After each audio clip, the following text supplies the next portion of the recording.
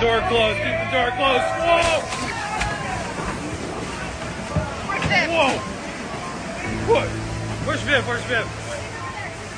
Sorry? You good? You good? Oh my God. Jake, are you okay?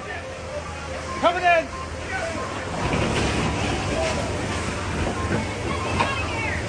Get out of here!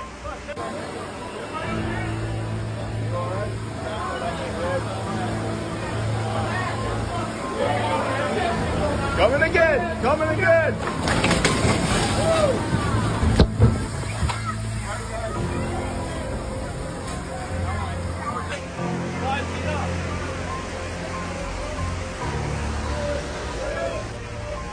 Coming in!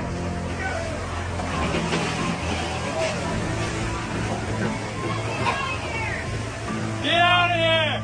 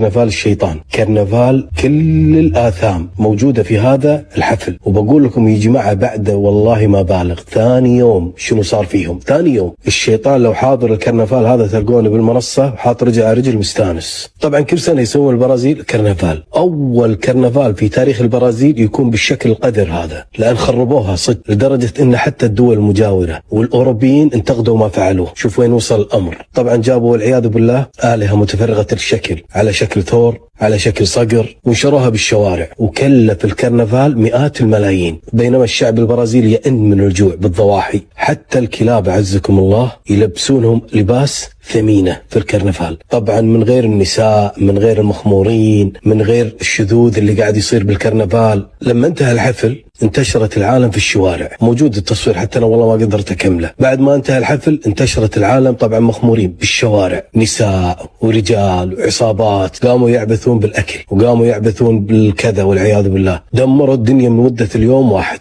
اليوم الثاني تجمعت الغيوم وجتهم فيضانات ما مرت في تاريخ البرازيل منذ نشأتها، ودمرت الشوارع، دمرت البيوت، دمرت البشر. يشوفون المشهد هذا سبحان الله كأنه بحر من فوق الجبل وانفتح عليهم، كأنه غضب من الله عز وجل. تشردت الناس ومئات الضحايا، وخسرت الناس ضعف اللي دفعوه بالكرنفال. شوف المشاهد شلون يصيحون من الخوف. وأمس